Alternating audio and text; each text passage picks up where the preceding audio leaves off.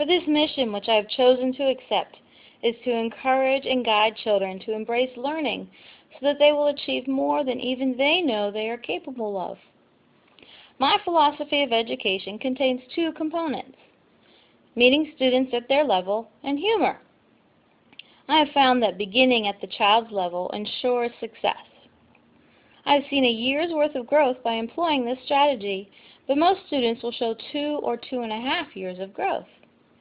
In order to guarantee each student is successful, I plan on using a new strategy I learned about in graduate school. Every student has their own learning style, such as auditory, visual, kinesthetic, etc. But everyone also has their own intelligence.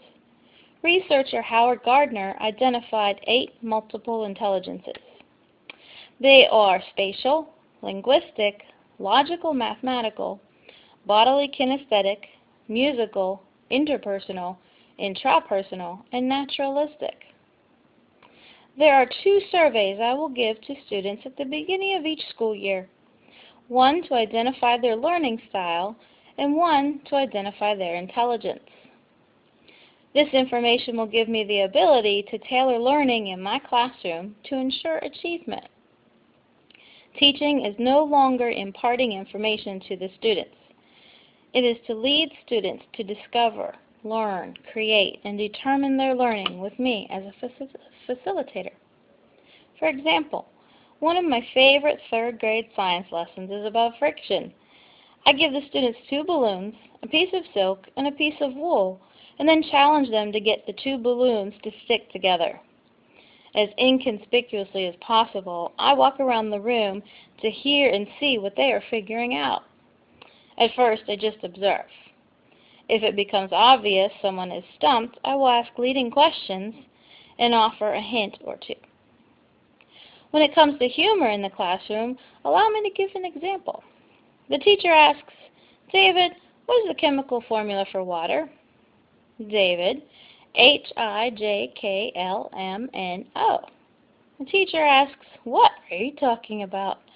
David said, "Yesterday you said it's H2O.